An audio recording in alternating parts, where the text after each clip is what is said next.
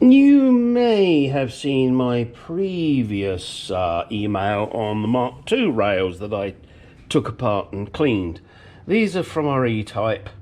The I don't want to call them dimples. These dimples are the thing that prevent these rollers from coming out. Now, also over the years, I can't guarantee what's happened, but I think this piece is kind of squished in a little and it's binding against the side. Also, they have distorted, and if you, I don't know if you can see that actually, let me try and make you see that. It's distorted. The side here is up higher than the other side, so it's kind of twisted. And I've got to try and figure out how I can deal with that.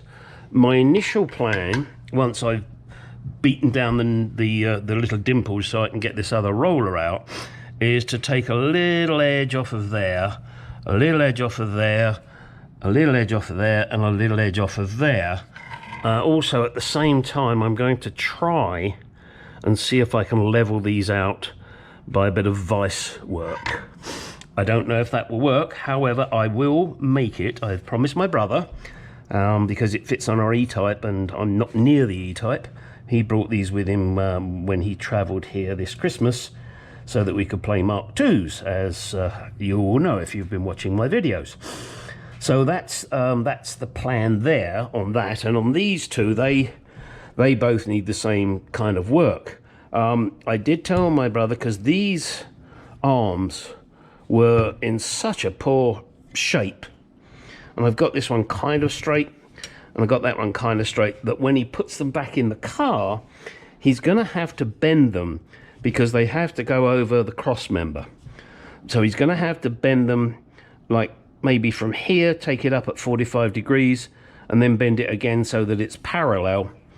So, you know, you get a 45 degree up and then a 45 degree across, so that it misses the cross member. Now, I can't do it here. I would, but I can't, because I don't know how far it is from this edge to the beginning of the cross member on full forward motion. Not that my brother will need full forward motion, because he's a long-legged bugger, whereas I'm the short-legged bugger. I'm the long body, he's the short body. Sound like a pair of cars, don't we? However, that's what I'm going to do, and then I'll ship them to him back in Chile, Delaware. My friend Udo, who watches my channel, wished my brother, this was kind of funny, he wished him a happy Christmas, and he said also to me, the Grinch. Little did Udo know that both my brother and I are Grinches. Neither of us like Christmas. It's too commercial. Great when you're a kid, and if you have kids, probably, because you see the joy in their faces. Yeah, you know, my wife buys our dog toys, but I mean, you don't really see a lot of joy in their faces. Well, they play with the toys, and that's kind of nice, but that's about it. All right, so enough prattling.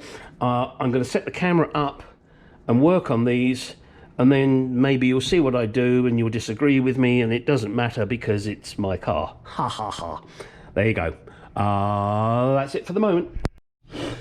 Okay, working on the E-Type runners. This, as you can see, is one of the runners.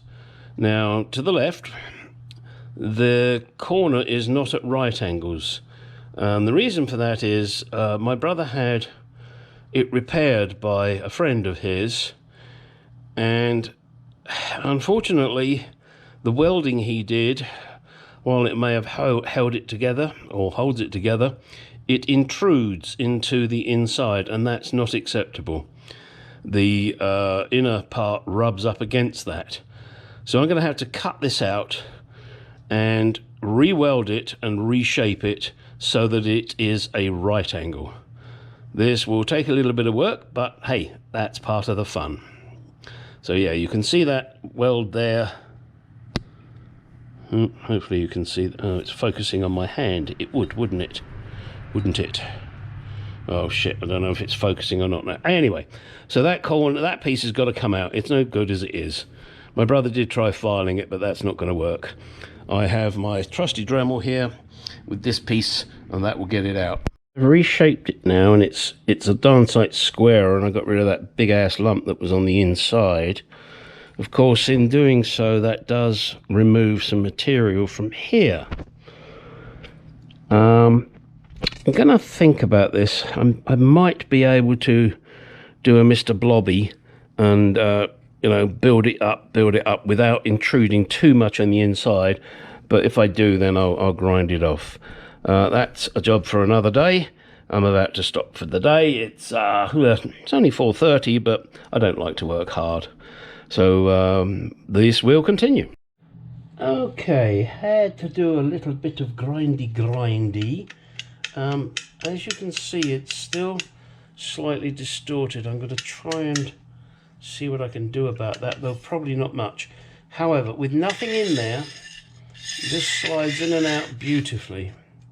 That's what she said last night.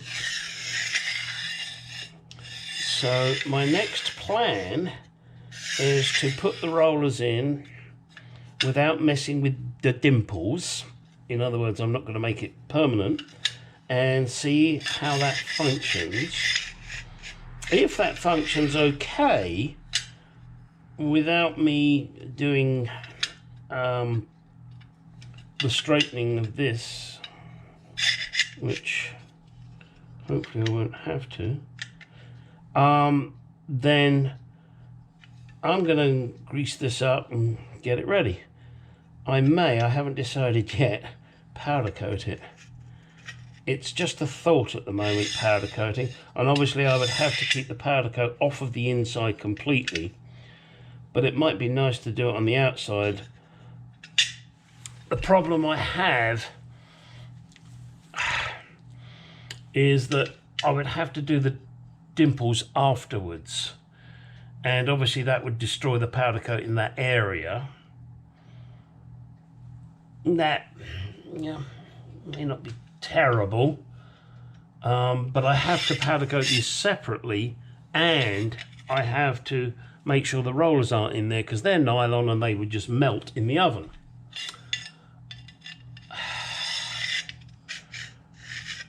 It's a tricky thought, that one. I would like to finish them with powder coat because that is so much nicer. And I would just do them in a black. I think I have a black semi-gloss. And if not, I'll just use black gloss. I would say give me your comments, but by the time I put this video out, I'll have already done whatever I'm going to do. So let's get the rollers in and see how it survives. You see, when you get the roller there, that really puts some tension on it.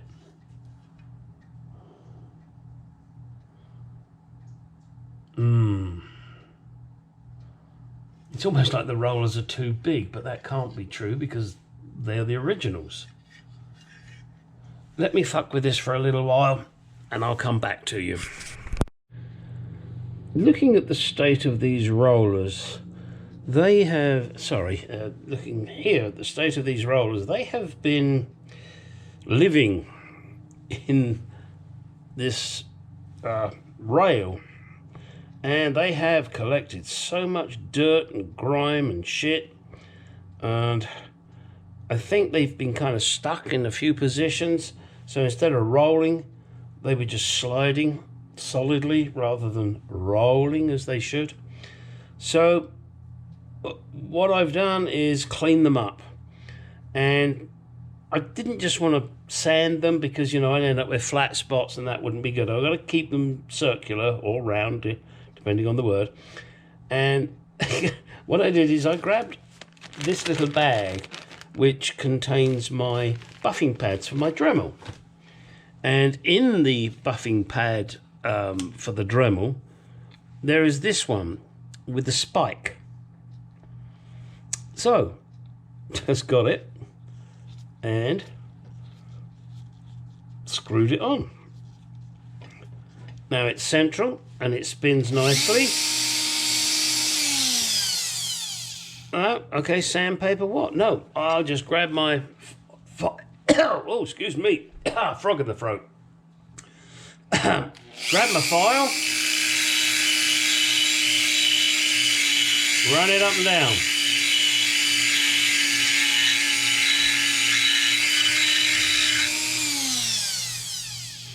Now, that does two things. One, it cleans all the crap off, and two, it does tend to reduce the diameter of it.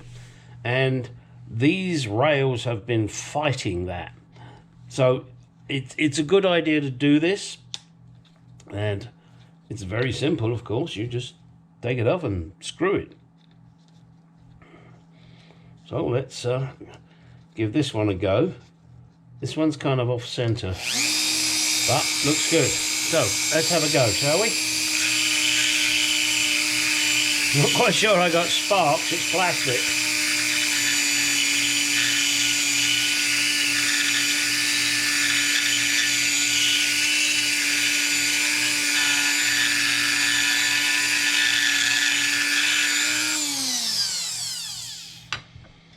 As you can see, I've still got a bit of cleaning to do there. That's not acceptable.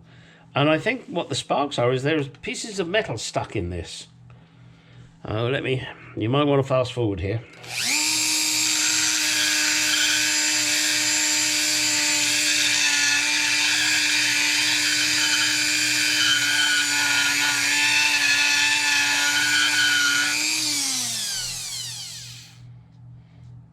Okay, now you probably couldn't tell, but as I was doing that, I would start off with it at that angle. You know, this is exaggerated. I'd start off with it at that angle, and as I was grinding it, I would turn the file slowly so that I ended up back in a parallel, the roller was parallel to the file.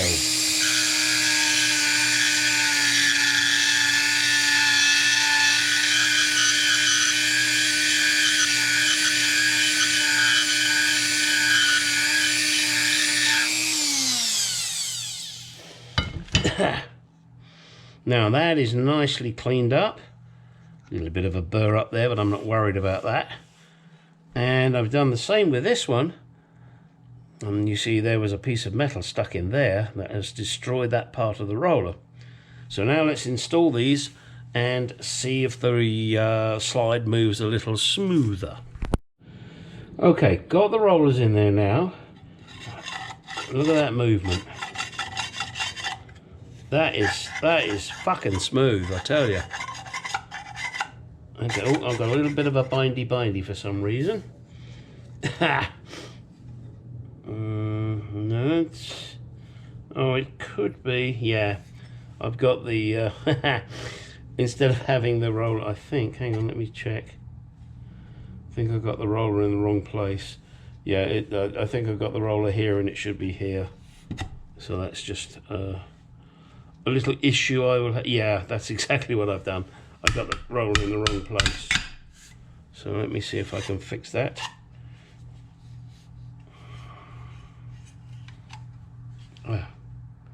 Okay, now it's between there and there, which is good.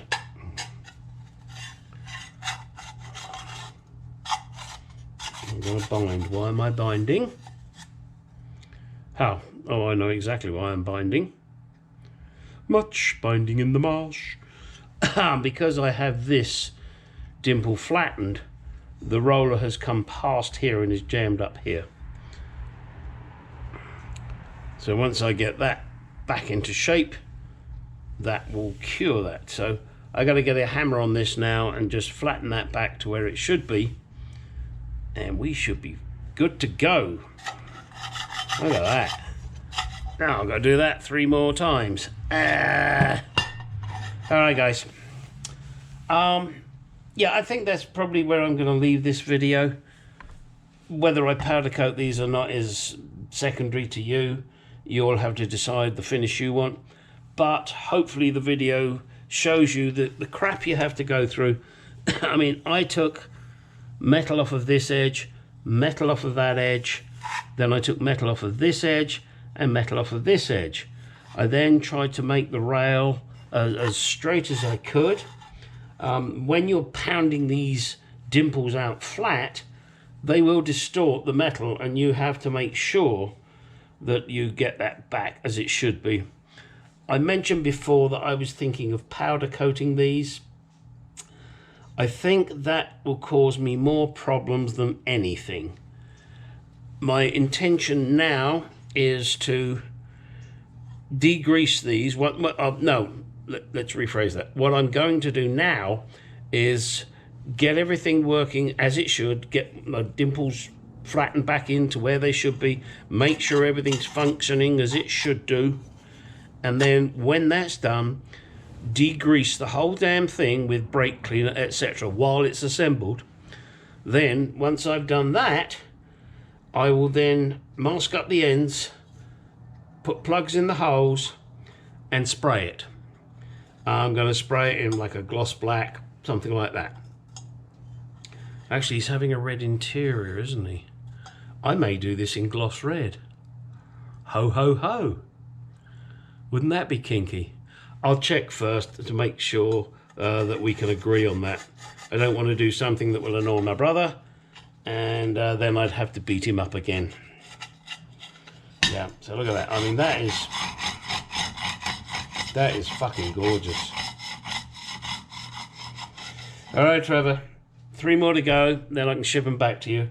Probably won't happen till after Christmas, in all honesty. But yeah, I'm pleased with that, especially when I get this pounded back down to where it should be. All right, I'm going to push this video out to you guys now. Hopefully that is of use to you.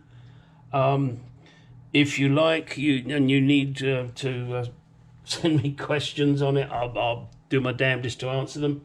And should you live anywhere near me and you have a Jaguar that you want work done on, or any classic British car, give me a shout. I may well be able to help you. I don't work for free, don't think that, but I'm cheap. Oh, damn it, that doesn't sound right. I'm cheap. I'm good. How about that? I'm good. Perfect? No. Bloody close to it, though. All right, let's get on. Let me get this video out to you guys. Please do the usual. Like, comment, subscribe. Tell your friends, and, you know, get me numbers up. Who knows? Maybe somebody will sponsor me one day. They can give me a car, and a British car, Jaguar preferably, and ask me to restore it or do something, and I'd be happy to do that. Yeah, that'd be a nice little job. All right. There you go. Now, get out of the garage, do some shit.